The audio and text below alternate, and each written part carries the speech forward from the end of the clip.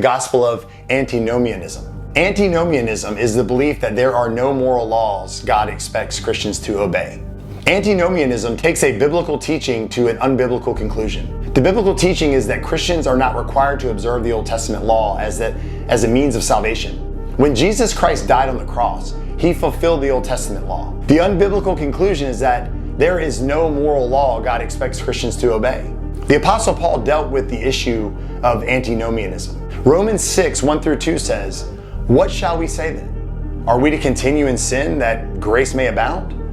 By no means.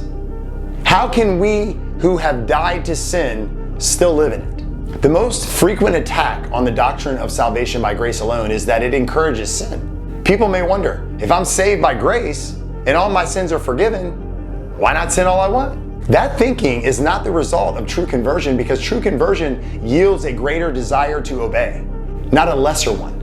God's desire is that we strive not to sin. And when the Holy Spirit dwells in a person, that becomes a person's desire as well.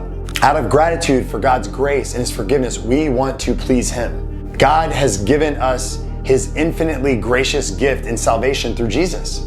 Our response is to consecrate ourselves to Him out of love, out of worship, out of gratitude for what He's done for us. Antinomianism is unbiblical in that it misapplies the meaning of God's gracious favor.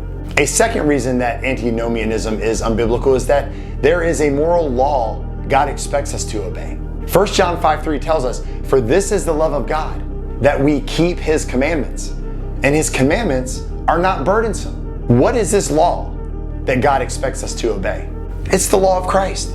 Love the Lord your God with all your heart, with all your soul, and with all your mind. This is the first and greatest commandment, and the second is like it. Love your neighbor as yourself.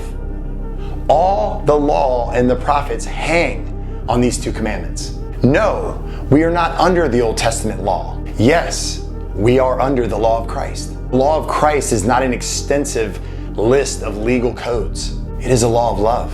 If we love God with all of our heart and with all of our soul and all of our mind and strength, we will do nothing to displease Him. If we love our neighbors as ourselves, we will do nothing to harm them. Obeying the law of Christ is not a requirement to earn or maintain salvation. The law of Christ is what God expects of a kingdom citizen. Here's what we need to understand. Jesus Christ freed us from the burdensome commands of the Old Testament law. But that is not a license to sin. Rather, it is a covenant of grace. We are to strive to overcome sin and cultivate righteousness, depending on the Holy Spirit to help us. The fact that we are graciously freed from the demands of the Old Testament law should result in living our lives in obedience to the law of Christ. 1 John 2:3-6 declares, "And by this we know that we have come to know Him, if we keep His commandments. Whoever says, 'I know Him,' but does not keep His commandments is a liar, and the truth is not in him. But whoever keeps His word, in him truly the love of God is perfected. By this we may know that we are in Him. Whoever says he abides in Him ought to walk in the same way in which He walked."